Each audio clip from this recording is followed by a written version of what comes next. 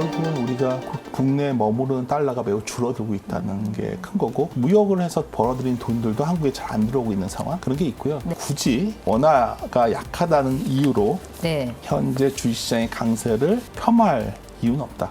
저는 이렇게 판단합니다. 여러분 안녕하세요. 경제한방입니다. 10원이라는 돈은 우리가 일상생활에서 껌 한 통도 살 수 없는 극히 적은 돈이지만 국가 경제와 기업 단위에서는 생존을 좌우할 수 있는 거대한 변수가 되곤 합니다. 2026년 1월 현재 미국 환율이라고 불리는 원달러 환율이 1,460원대, 1,470원대를 오르내리며 불안한 흐름을 이어가고 있습니다. 이게 단순한 변동을 넘어서 구조적인 원화 약세로 고착화되는 건 아닌지, 우리가 왜 그렇게 이 원달러 10원 변동에 민감하게 반응하는지 그 실질적인 이유를 들어보겠습니다. 네, 여러분들 너무나 좋아하시는 윤쌤, 경제평론가 윤지호님과 함께하겠습니다. 어서 오세요. 네, 안녕하십니까. 네, 지금 제가 느끼는 거는 시장에서 지수는 역사적인 고점을 향해서 가고 네. 있는데 환에 대한 공포가 상당하다. 네. 이런 느낌인데 어떻게 보고 계세요? 현장 분위기? 우리가 흔히 이제 저도 전에 투자 전략을 하는 애널리스트였기 때문에 가장 많이 그리는 그림 중에 하나가 원화가 약해지면 네. 코스피가 저점이 나오고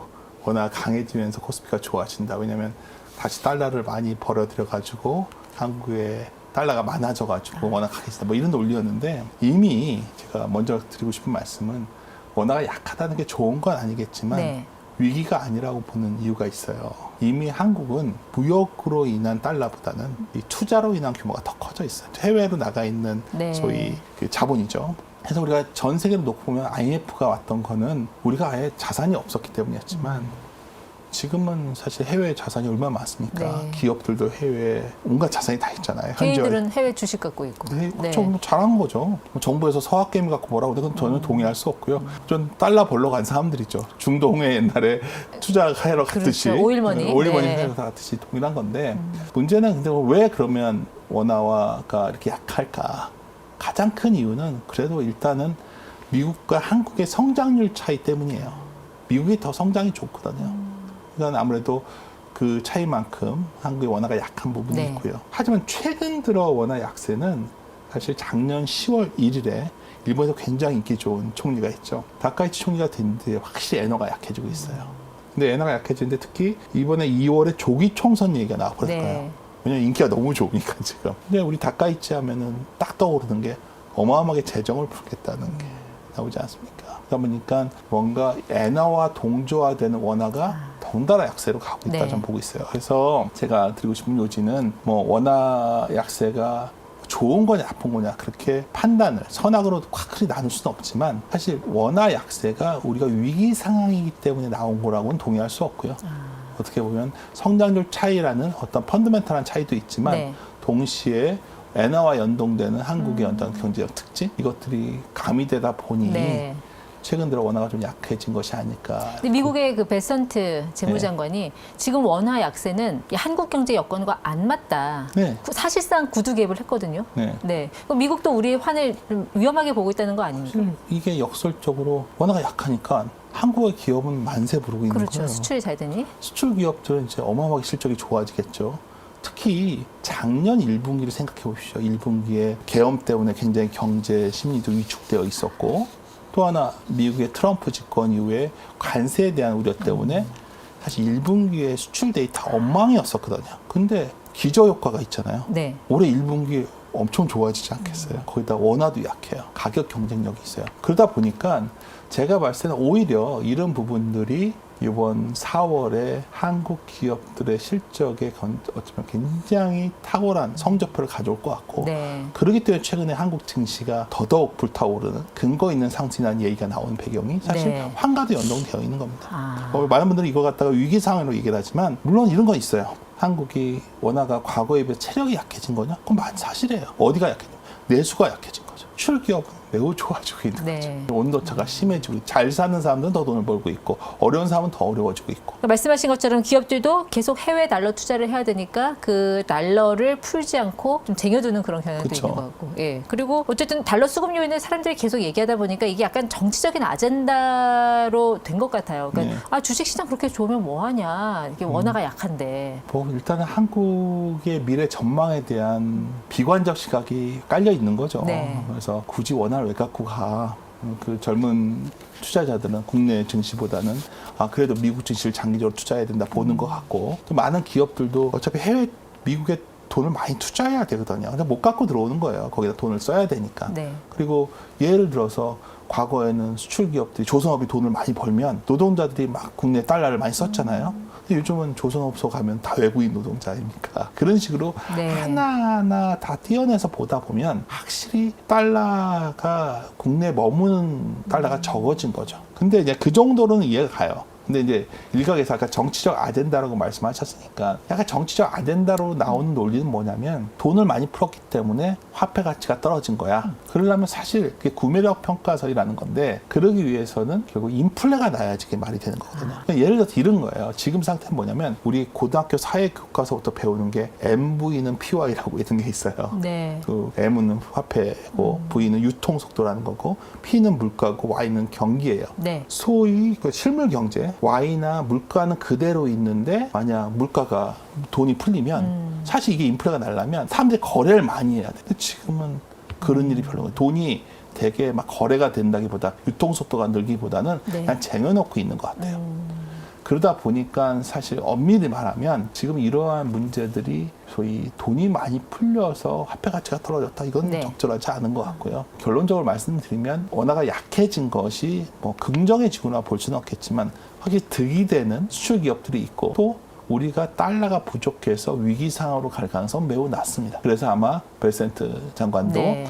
너희들 펀더멘탈에 비해서 왜 이렇게 원화 약세야? 이거 방임하는 거 아니야? 이런 말을 하는 거죠. 니네들 좋으려고? 뭐 이런 논리가 나올 정도로 사실 네. 원화 가치와 우리 경제 상황과는 좀 괴리가 있는 상황입니다. 그럼 이제 윤센 설명대로라면은 지금의 원화가 유독 약한 것은 네. 수급의 요인이지 펀더멘털의 문제는 아니다. 이렇게 보시는 거예요? 그렇죠. 결국은 우리가 국내에 머무르는 달러가 매우 줄어들고 있다는 게 큰 거고, 무역을 해서 벌어들인 돈들도 한국에 잘 안 들어오고 있는 상황, 그런 게 있고요. 네. 이제 우리는 1,500원을 찍으면 뭔가 국가에 큰 일이 날 것 같은, 약간 우리 과거의 트라우마 때문에 네. 그런지 몰라도요. 요즘은 한때는 왜 1,200원, 1,300원만 돼도 막 헉 하는 분위기였는데 그렇죠. 요즘은 1,200원, 1,300원 하면 약간 귀엽지 않나요? 그러니까 네. 다른 거죠. 뭐 주식시장으로 말하면 5,000포인트면 라운드 넘버일 뿐인데 5,000 하면 마치 엄청난 뭐가 있는 것 같고, 사실 1,500원 넘어가면 불안하죠. 하지만 심리적인 어떤 우리의 불안감이지, 우리 경제 자체에 미칠 파급력? 예를 들어서 정말 원화가 이렇게 약해져서 문제가 될 거라면 네. 한국의 CDS 프리미엄이 올라가야겠죠. 한국이 너희들 부도 위험이 진짜 있어. CDS 프리미엄은 지금 과거 금융위기 때 레벨의 한 15분의 1 수준이거든요. 전혀 문제가 없는 거죠. 네. 그래서 제가 봤을 때는 이게 무슨 좋은 신호는 아니지만, 굳이 원화가 약하다는 이유로 네. 현재 주식시장의 강세를 폄하할 이유는 없다. 저는 이렇게 판단합니다. 근데 우리 정부도 환율 좀 어떻게 해보려고 뭐 여러 가지 노력을 하는데 약간 옛날 수법 아니에요? 그러니까 증권사들 팔 비틀어서 막 해외 주식 마케팅 하지 마라 이런 거 50년 전에 했던 수법 그건 아니에요? 정말 별로죠. 네. 그거는 근데 참 그 고육지책인 것 같아요. 우리 이 심리라는 게 참 무서운 거거든요. 어찌됐든 간에 과거의 트라우마라는 게 원화가 이렇게 약해지면 뭔가 터질 것 같고 불안하니까 더 달러를 갖고 있으려고 네. 하고, 이런 심리 때문인데, 결국 입증돼야 되는 건 해결할 수 있는 방법은 하나입니다. 결국 우리가 성장률이 회복되고 뭔가 우리 경제에 자신감을 갖게 되면 원화는 안정될 겁니다. 근데 제가 보기에는 어찌됐든 간에 주식시장도 상당히 화랑이 오면서, 네. 어찌됐든 뭐 주식시장에 화랑이 오면 호주머니가 두둑해진 사람들이 소비도 하거든요. 네. 백화점도 좀 경기가 좋아질 거고, 이런 변화가 있지 않을까. 그래서 너무 한쪽으로만 봐주시지는 그렇죠. 않았으면 좋겠다. 저는 걱정이 그 대미 투자 6천억 불 있잖아요. 네. 이거는 수년간 이제 미국으로 계속 달러가 유출되는 구조니까 매년 200억 달러씩 확정 유출이잖아요. 이건 네. 그렇게 되면 사실 환율이 구조적으로 고질적으로 오를 수밖에 없는 거 아닌가. 뭐 그걸 처음부터 계산을 많이 했고 처음에 반영을 했던 거죠. 사실 그 부분은 어쩌면 시장이라는, 우리가 뭐 외환 시장이든 채권 시장이든 주식 시장이든 어떤 우리가 예기치 않은 뉴스에는 굉장히 크게 반응을 하지만, 우리가 예상되는 어떤 경로가 나오면 그에 적응해서 갑니다. 그래서 저는 그 문제는 그렇게까지 크지 않다 봐요. 하지만 그 사이자님께서 지적하신 것처럼 두 나라가 일본에 굉장히 미국에 매여 있죠. 투자 협정 관련해서 바로 일본과 한국이에요. 네. 그래서 원화랑 엔화가 약한 거기도 합니다. 미국에 달러를 넣어야 되니까. 그 통화스와프 말씀하시는 건가요? 아니요. 둘 다 일본도 미국에 투자를 해야 되는 일이 꽤 많고, 한국도 그렇잖아요. 네. 이 두 나라들이 다 미국의 투자의 메인 나라들이 유독 약세죠, 통화가. 네. 그런 부분들은 반영해 왔다는 거죠. 근데 많은 사람들 생각에는 일단 1,500원이라는 그 숫자가 깨져버리면 네. 이때는 주식시장이 크게 흔들릴 거다라고 불안해하거든요. 윤 쌤도 거기 동의하시나요? 뭐 이렇게 말하면 나중에 욕먹을 줄 모르는데 잘 모르겠어요. 저는 뭐 그게 그렇게까지 큰 의미가 있을까. 제가 가장 좋아하는 말 중에 하나가 많은 분들이 연말 연초에 저한테 이런 말을 많이 물어봤거든요. 2020년이 되면 시장의 성격은 어떨 것 같습니까? 저한테 이렇게 물어보는 네. 거예요. 근데 25년 9월부터 시작됐던 증시 분위기나 지금 분위기나 달라진 게 없어요. 기업 이익이, 특히 반도체 이익이 좋아지면서 주식이 올라온 거예요. 네. 카렌다로, 달력으로만 그랬죠. 마찬가지로 1,500원이라는 것은 현재 상징적으로 고민은 되지만 사실 현재 처해 있는 한미 간의 어떤 소위 성장률 차이, 금리 차이, 예. 그리고 아까 말씀드렸던 여러 가지 달러의 수급 요인, 이게 결합돼서 현재 진행되고 있는 거예요. 네. 근데 이 진행되는 형태가 결국 우리나라가 정말 달러가 없어 부족해서 뭐냐고 터질 것 같은 상황이어서 이런 상황이 아니라면 사실 별 차이는 없다고 그래요. 봅니다. 예. 그럼 지금 주식시장에서 주목해봐야 될 거는 환율보다는 이제 1월 때부터는 4분기 실적 들어가잖아요. 네. 실적 시즌 이런 걸 더 좀 관심 있게 봐야 실적신 될까요? 4분기 이미 됐고 이제 4월에 1분기 실적이 나오겠죠. 네. 이게 중요한 건 예를 들어서 오늘 주가 보고서 현기증이 나죠. 너무 올라와 있어서 이거 과연 마음속에서는 내가 빨리 수익을 실현해서 주식을 들고 계신 분이라면 빨리 현실화시키는 분들도 있을 거고. 이익을 확정하고 싶은 거겠죠. 그렇죠. 그 욕망이 제일 이제 견디기 힘든 거죠. 두 번째, 주식을 크게 동참 안 하셨던 분들은 이제라도 해야 되냐 이런 고민들을 하는 상황이에요. 근데 이제 시장을 이끌어왔던 가장 큰 힘은 결국 기업 이익이었는데 여기서 질문해야 되는 건 동일한 거예요. 네. 주가는 굉장히 고공권이지만 오늘 아침 기준으로 한국의 PER, 선행 PER 수준은 10.3배에 불과합니다. 과거에 2013년 이후에 평균값이 한 10.67배인데 주가가 이렇게 올라왔는데 이익이 너무 좋아졌기 때문에 네. 평균도 못 온 거예요. 그렇게 본다면 사실 지수 5천이 의미가 있을까요? 아니면 PER로 한 11배는 와야지 그래도 좀 고민이 되지 않을까요? 그렇죠. 아니면 약간 표현의 숫자를 적절한지 모르겠지만 한 11배 가까이 와야 그래도 뭔가 시장이 과열됐다 얘기는 하겠지만 12배도 아니고 지금 10.3배인데 여기서 큰일 났다 얘기하는 그렇잖아요. 또 더 놀라운 거는 어찌됐든 간에 이제 1월 달 중에 국회 법사위에 아마 3차 상법 개정. 그렇죠. 예. 그게 결국 자자주 소각 의무화란 말이에요. 그게 되면 이제 주가 EPS라는 게 좋아지고 네. 있는데 PER, 소위 우리 작년 상반기에 주가를 이끌었던 상법 개정의 힘이 또 가시될 수도 있는 거예요. 네. 제가 여기서 강조드리고 싶은 거는 저희 같은 사람들이 예언자처럼 지수가 어디가 고점이고 네. 그건 알 수는 없어요. 저희가 드릴 수 있는 말씀은 현재 주가를 구성하는 저희 기업이 EPS와 기업의 어떤 멀티플 평가하는 PER라는 네. 멀티플 두 가지 보면 EPS는 가파르게 올라오고 있고요. 예. 오늘도 올라오고 있고요. 멀티플 상향 요인들도 현재 오히려 더 개선되고 있어요. 네. 그렇다면 뭐 조정 받으면 받는 거죠, 이제는. 근데 이렇게 EPS하고 멀티플이 동시에 나타나는 장을 네. 과거에 보신 적 있으세요? 제가 얼마 전에 인터뷰할 때 제가 좀 한 2주 전인가 네. 갑자기 전화가 와서 뭐 어디 강연을 하는데 강연자 인터뷰를 하자 그래서 참 어때 보이냐고 이 말씀을 드렸던 기억이 나요. 제가 이런 장사를 참 드물었다는 거죠. 드물었다. 네. 옛날에 이제 가물가물한 거죠. 그때는 워낙 제가 초보자 시절이었으니까 시장을 어떻게 보면 더 이해하는 폭이 적을 수도 있는데 제가 활동하는 그래도 한 30년 넘는 기간에서 이러한 구간은 매우 네. 이례적인 상황이에요. 그래서 과거와 다르다 말하면 많은 분들이 그게 상투지음이라고 얘기하지만 그래서 반문하셔야 돼요. 오늘 이 시점도 왜 밀리는 것 같다 싶으면 올라와 있고 또 이게 좀 쉬면 또 다른 게 움직이고 특히 과거와 달라진 게 있죠. 옛날에는 좀 지수가 오르고 나면 종목 확산이라는 이름으로 막 이 그렇죠. 종목 저 종목 중소형주가 예. 움직였는데 그런 게 없이 어쩌면 굉장히 소수의 종목들로 시장이 집중화돼서 움직이고 있다. 그러니까 조선이 좀 쉬었다가 반도체 가고 반도체 쉬었다가 조선 가고 그러니까 사이즈 이펙트가 중요해진다. 정확히 말씀하셨어요. 우리가 이제 증권사 애널리스트 중에는 퀀트 애널리스트라는 게 있어요. 그래서 이제 퀀트 분석 중에 팩터라는 어떤 특징을 잡아서 하는 포트폴리오 이론이 있는데 네. 거기에 뭐 가치주냐, 뭐 성장주냐, 뭐 여러 가지가 있어요. 모멘텀을 보냐, 뭐 이런 게 있는데 가장 한국 증시에서 이제 드러나는 특징 중에 하나 사이즈 효과예요. 규모가 어느 정도 되는 기업을 해야 되는데 어쩌면 이것도 당연한 것 같아요. 제일 큰 변화라고 제가 보고 있는 거는 최근에 생각보다 주식을 안 하던 큰 자금들의 움직임이 보인다는 거예요. 제가 이거를 뭐 일일이 다 짧은 시간에 설명을 드릴 수는 네. 없지만 그 최종적인 데이터로는 은행에서 자금들이 자꾸만 나온단 말이에요. 그래서 이러한 자금들이 부동산을 사던 자금들이었기 때문에 부동산 자금의 특징은 예를 들어서 여기저기 사지 않잖아요. 그렇죠. 강남 사잖아요. 서울 사거나. 똘똘한 채. 네. 그게 주시장도 전염되고 있어요. 근데 올해 5월에는 이제 MSCI 선진국 관찰 대상 될 예. 걸로 보시죠. 그게 바로 되지는 않을 것 같아요. 근데 우리가 관찰 대생각을 가기 위한 TF팀을 하는 네. 과정에서 그 전에 우리가 필요한 여러 조치들이 나갈 확률이 높아요. 예를 들어서 최근에 나왔던 외환시장 자유화라던가 외국인 투자를 풀어준다거나 네. 이런 조건들이 되면 제 생각엔 내년 정도면 관찰 대상국이 될 것 같고 한 2, 3년 안에 외국인들의 선진 네. 자금화되면 네. 사실 방금 전에 말했던 선진 시장의 특징적 요소들이 한국 주식도 굉장히 가까워요. 근데 주식은 항상 먼저 움직여요. 근데 그 특징적 요소라는 게 예. 그거 말씀하신 거죠. 소수 종목만 오르고 종목 확산이 잘 되지 않는 거. 그게 참 뭐 표현이 좀 그런데 네. 선진 시장의 특징이에요. 외국 자본들도 굳이 한국 전체를 사러 들어오는 게 아니라 한국이 글로벌 경쟁, 한국 내에서 글로벌 경쟁력을 갖고 있는 산업. 예를 들어서 내수주 할 거면은 한국 기업 안 하는 거죠. 일본 내수주가 낫죠. 한국은 반도체나 조선이나 참 이게 예전처럼 이거 뭐 K자형 성장이 슬픈 얘기인데 주시장도 이러한 소위 다른 길로 가는 흐름이 시작되었다 좀 보고 있고요. 네. 제 생각일 뿐입니다.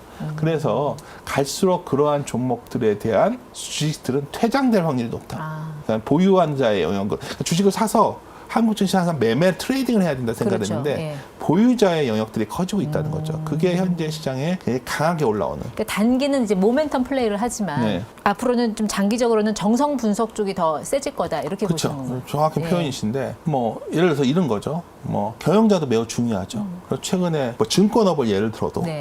옛날에 증권 시장이 호황이 오면 증권주가 다 같이 움직였어요. 근데 지금은 밸류가 비싸도 뭐 예를 들어서 현존하는 소위 최고 경영자가 있는 박현주 회장이 있는 미래에셋 같은 회사들이 잘 움직이는 거예요. 그러니까 예를 들어서 생각보다 업종 내에서도 매우 차별화가 심해지는 거죠. 네. 그 단적인 예가 있잖아요. 우리가 많이 말하는 라면 회사도 지금은 주식 추가하지만 다른 모든 라면 회사는 쉬고 있는 동안 불닭볶음면만 움직였고 그렇죠. 화장품 회사들은 어떻죠? 우리가 그 알던 회사들이 사라지고 그러니까 이 철저하게 이제는 어쩌면 한국 증시를 산다는 개념보다 굉장히 기업 자체 하나하나의 예. 소위 숫자도 중요하지만 내러티브가 중요해지는 거예요. 그러니까 제가 요즘 가끔 이번에 어디 여행 갈 때도 들고 간 책 중에 하나가 나무다라는 내러티브 앤 넘버스라는 책인데 결국 숫자와 내러티브가 결합되는 형태. 네. 이번에 대표적인 현대차 그룹이 그렇죠. 있었죠. 로봇. 아니, 뭐, 깜짝 놀랐어요. 네. 저도 깜짝 놀랐어요. 우리나라가 만든 거라는 게. 만들어서 놀란 게 아니라 저는 현대차 주가가 그렇게 움직일 줄 몰랐어요. 아. 좋다고 말은 했지만 갑자기 어느 날 이게 로봇 관련주다. 현대차가 자동차만 갖고 있었다면 이런 네. 주가 상승이 없었겠죠. 그러니까 우리가 그동안 DCF라는 거 있잖아요. 네. 그러니까 그게 이제 미래의 어떤 현금 흐름을 이제 지금 반영해서 같이 여기 평가하는 DCF까지 거잖아요. 얘기하시니까 네. 근데 DCF가 사실 우리는 그동안 상상 속에 있는 거였는데 네. 이젠 그렇지 않은 것 같더라고요. 그러니까 DCF는 여전히 약간 우리 밸류에이션을 할 때 여러 가지 문제점은 있어요. 애널리스트들이 이제 할 때. 근데 여기서 말씀드리고 싶은 거는 애널리스트들이 이제 많은 분들이 이렇게 생각하세요. 가치를 얘기하면 가치가 어떤 수학 공식이 있는 줄 아세요. 없어요. 제가 애널리스트 했는데. 숫자로 설명이 안 되는 부분이 있다는 거죠. 그러면 가정에 따라 다 달라져요. 가치라는 거는 어떠한 시나리오, 가정을 말하는 거예요. 가치의 방향이 중요한데 DCF는 가장 이상적인 가치 밸류에이션 모델이에요. 근데 여러 가지 문제가 있는데 제 돌아가신 정말 네. 우리가 위대한 구루 중에 하나인 찰리 먼거가 이제 굉장히 조크가 많고 제가 굉장히 존경하는 네. 분인데 책으로서 근데 이제 한때 워렌 버핏이 항상 DCF를 했다고 주장을 했거든요. 스프레드 시트 켜놓은 적 없다고 그러잖아요. 네, 그게 정말 웃긴 얘기예요. 그러니까 왜 이 말씀이냐면 버핏은 상상하는 거예요. 버핏은 여기서 그럼 뭐냐? 그러면 DCF라는 게 개념은 이런 거예요. 주식은 회계사의 이익이 중요한 게 아니라 진짜 돈을 벌어들이는 회사가 중요한 거예요. 그래서 버핏이 투자했던 그 해자라는 개념, 경제적 해자라는 네. 개념은 가격을 내가 결정할 수 있는 힘이에요. 코카콜라가 브랜드를 갖고 결정할 수 있고 애플은 가격을 얼마 올려도 애플만 쓰잖아요. 그리고 코스트코는 어땠죠? 저가 가격제가 있었죠. 그러니까 현금 창출 능력이 가치라고 봤던 거예요, 버핏이. 제가 이번에 신기했던 건 뭐냐면 한국의 기업들이 이러한 해자를 가져본 건 거의 처음인 것 같아요. 반도체가 맞아요. 아니 가격 결정을 이렇게 할 수 있다는 게 신기하잖아요. 이게 원래 시크릿한 산업이었는데, 그러니까 전에 이게 얼마나 지속될지 모르겠지만 어쩌면 이 현금 창출하는 능력이 바로 가치라는 측면에서 네. 본다면 이 구도가 깨지냐를 봐야 되는데 지금 상황은 제가 보기엔 반도체 수요도 분명히 있는데 실수요도 원래 수요의 제일 무서운 가수요예요. 가수요하면 제가 잊지 못하는 게 마스크 기억나세요? 네. 마스크 한 박스씩 집에 쟁여놨잖아요. 맞아요. 네. 다 버렸잖아요, 나중에. 반도체가 그 국면으로 가는 것 같아요. 그래서 제가 보기에 많은 분들에게 그래요. 당신 알고 있었냐? 몰랐다니까요. 누가 알고 있었겠어요. 근데 분명한 거는 한국의 핵심 산업에 가격 결정권이 생기는 구간이 시작된 지가 몇 개월 됐고 네. 오늘도 그게 진행되고 있고 그게 멈추지 않으면 현재 밸류의 가치의 방향이 꺾이지 않는 거예요. 많은 분들이 가치가 그러면 우리의 정확한 코스피의 적정 가치는 얼마냐 물어보는데 버핏의 우화를 알고 계시니까 드린 네. 말씀이 가치는 가정의 변화가 생기냐는 거예요. 근데 현재는 이러한 가정의 변화가 없고요. 더 재밌는 건 반도체만 이르면 정말 한계인데 점점 확산되고 있어요. 왜 그러냐면 확실히 주식시장이 좋아지니까 기업이익 측면에서 나아지는데 저는 아까 우리가 맨 처음 서로 나눴던 대화의 중심에 있었던 저희 원화 약세라는 네. 게 우리나라 기업 전반에 상당히 이익 개선을 가져온 것 같아요. 저는 1분기 실적이 4월에 나올 텐데 네. 그 기대감으로 2월까지 장세가 매우 강할 거로 봤어요. 제가 사실 작년 연말부터 계속 강조하던 건데 아마 2월이 되면 2월 구정 지나고 난 그 정도 치면 1분기 실적에 대한 저희 프리뷰 자료들이 나올 텐데 네. 굉장히 올라갈 겁니다. 주식시장 그걸 반영해가고 있는 거예요 지금 예. 사실은. 또 올해도 대형주가 좋다는 데는 동의를 하시는 것 같아요. 그렇죠. 네. 그 회사들이 다 대형주니까. 근데 대형주하고 소형주의 격차가 이렇게 큰 것도 저는 처음 보는 것 같은데. 이거는 좀 제가 이제 비판받을 여지도 있는데, 그러니까 어쩌면 우리가 어떻게 설명을 하죠? 그래서 생각났던 건 이거예요. 그 지방 가서 아파트 가보시면 더 넓고 더 좋거든요. 근데 저기 강남에 있는 어느 아파트 훨씬 같은 건설사에서 졌는데 더 좁게 나왔고 불편한데 네. 가격 차가 어마어마하죠. 그런 느낌이에요. 이쪽 시장이 훨씬 큰 거예요. 예. 그러면 많은 분들 편리성의 차이가 뭐가 있냐? 뭐 예를 들어 좀 표현이 좀 그렇지만 지금 시장은 갈수록 집중화가 심해지는 것 같고 사실 이러한 특징들이 이 미국에서도 나타났고 일본에서도 나타났거든요. 그러니까 경제 규모보다 네. 주식의 시가총액이 더 커지는 소위 버핏 지수가 이를 넘어서는 국면서부터는 다른 걸로 커진 게 아니라 일부 종목들이 커지면서 네. 이 벌려왔다고 차이를. 그러니까 중소형주가 한번 올랐다가 대형주로 다시 가는 게 일종의 바통터치의 개념이지 대형주라고 숏하고 중소형주라고 롱하고 이런 개념이 아니라는. 그런 옛날에는 말씀이신가요? 어느 업종에 예를 들어서 반도체 업종이 좋아지면 소부장 업체가 막 다 좋아지고 뭐 이런. 네.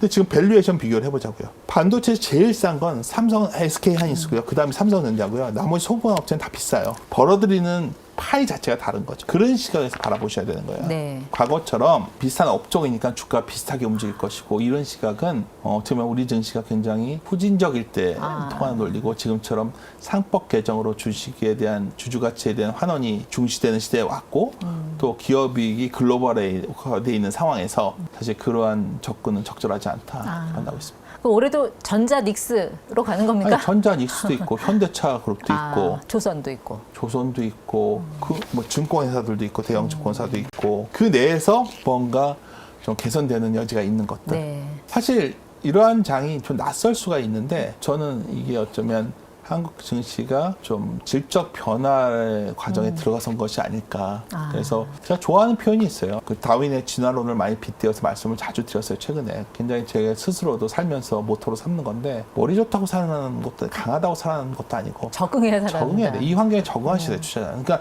매일매일 지수가 너무 비싸 얘기하시지 말고 이럴 때 돈을 버는 기업이 있어서 지수가 올라왔을 뿐이에요. 그 기업들이 돈을 못 벌 증가세가 멈추면 장이 꺾일 겁니다. 그런 시각으로 접근하시는 게 맞다. 네. 저기 생각합니다. 한 가지 걱정했던 그 대외적인 리스크라고 하면 미국의 그 단기적인 유동성 그 부분이 좀 불안했는데 이건 약간 풀렸다고 보면 돼요? 그렇죠. 작년 10월에 그랬죠. 네. 그 가장 근본적인 건 여러 가지가 있겠지만 연준이 양적 긴축 QT를 하고 있었고요. 결국 연준이 너무 버냉키 이후에 연준은 너무나 그 대차 대표를 방만하게 해왔거든요. 네. 그러니까 그 QT 양적 진축을 하는 타이트닝 하는 과정에서 유동성이 줄어왔는데 네. 특히 작년에 우리가 셧다운이 있었잖아요. 셧다운 되면서 재정에서 나갈 돈들이 못 나가면서 유동성 공급이 막혔다? 막혔죠. 그래서 단기 유동성이 막히면서 막 부작용 나니까 어쩌면 연준이 굉장히 여러 가지 양적 완화까지는 아니지만 네. 비슷한 조치도 내놨고 하고 있어요. 근데 여기다 또 시장에서 또 기대하는 요인 중에 하나는 네. 그래서 이게 맞는 건지 모르겠어요. 이게 다 헷갈리는 부분인데 트럼프가 결국 연준을 마음대로 하고 싶어 하잖아요. 이유가 뭐겠어요? 트럼프 금리나? 입장에선 장기채를 잡아야죠. 장기채. 그러니까 금리 인하 갖고는 안 되는 거거든요. 장기채 수요를 만들기 위해서 여러 가지 최근에 SBR 규제를 완화한다거나 여러 가지 조치를 내놓고 있는데 아마도 연준 의장의 교체 시기가 되면 그 기대감이 커질 것 같아요. 사실 그것도 이번에 어쩌면 1, 2월의 기대 요인 중에 하나예요. 연준 의장이 교체되면서 뭔가 글로벌 유동성이 공급될 거야. 거기다가 사실 최근에는 오히려 미국보다 다카이츠의 총선이 네. 사실 엔화가 풀리는 거거든요. 이게 이 자금들이 또 어디로 갈 거냐. 그래서 아까 말씀드린 EPS가 좋아지는데 멀티플 요인까지 생겼다는 거예요. 지금. 네. 근데 국내적으로도 저는 확실히 느끼는 거는 아까도 잠깐 간헐적으로 언급은 드렸는데 제가 데이터로 보여드리긴 좀 그런데 하여튼 큰 자금들은 확실히 이동을 시작했다. 이게 EPS, PR이 동시에 진행되는 게 낯설지 않냐 물어보셨는데 네. 저는 이게 한국의 성장의 정체가 오면서 이제 자금들이 어디서 돌릴 데가 없는 것 같아요. 사업도 안 하는 것 같고요. 그러니까 사업도 안 하는 것 같고 부동산도 못 하는 것 같고. 그러니까 미국은 중간 선거를 앞두고 어쨌든 장기채 금리를 잡는 정책을 내놓을 것이다. 그러니까 예를 들면 뭐 오퍼레이션 트위스트라든지 뭐 이드커 컨트롤 이런 것까지도 가능하다고 보시는 그렇게 거예요. 말하면 이제 채권 하시는 분들 욕하겠죠. 근데 이제 YCC는 일본이 대표적으로 했던 정책인데 어떻게든지 장기채를 어떤 이름이 됐던 간에 장기채 금리를 잡아야겠죠. 그러지 않으면 미국은 취약하거든요. 그리고 제일 문제가 미국이 지금 현재 패권 전쟁에 이기기 위해서는 투자를 계속해야 돼요. 근데 알다시피 얼마 전에 지금이야 잠잠해졌지만 오라클 같은 회사가 문제가 됐던 거는 대출 금리가 너무 높았잖아요. 네. 이거 잡을 방법이 뭐가 있죠. 미국의 현재 부동산 경기도 그리 좋진 않아요. 부동산 경기를 잡으려면 모기지 금리가 낮춰져야 돼요. 근데 제가 그 가능성이 있다 보는 게 이런 거 안 느껴졌어요. 왜 베네수엘라 같은 거 보니까 아니 뭐 맞아요. 남의 나라 대통령도 잡아오는 정부인데 아마 금리 잡기 위해서 무슨 정책까지 쓸까? 대표적인 게 그 베네수엘라 왜 그랬겠어요. 유가 잡아야 물가 안정화되니까 네. 한 거 아니에요. 그러니까 미국이 수단과 방법을 안 가리는 시대에 왔다면 저는 우리가 생각하는 것보다 특이하고 네. 기묘한 연준이 탄생할 수도 있겠다. 그러니까 좋은 의미는 아니에요. 저는 연준의 중앙은행의 행정부가 관여되는 우리가 역사 속에 기억나는 소위 닉슨 정부 때의 실책이 재현될까 두렵지만 네. 여하튼 당장은 그러한 유동성 기대마저도 살아있다. 이것의 끝이 뭔지는 잘 모르겠지만 네. 하여튼 투자는 해야 된다 지금은. 그래서 그렇게 생각합니다. 알겠습니다. 네, 오늘 그 윤쌤님의 말씀을 종합해보면 자산 시장은 뜨거워도 통화의 힘은 별개라는 이야기인 것 같습니다. 결국 이 괴리를 이해하지 못하면 숫자는 오르는데 내 삶은 팍팍해지는 그런 현실을 맞닥뜨릴 수밖에 없게 되는 거죠. 환율을 보는 시선이 필요한 이유인 것 같습니다. 네, 오늘 해자를 주고 가신 분 우리 윤쌤 여기서 인사드리도록 하겠습니다. 고맙습니다. 네, 감사합니다.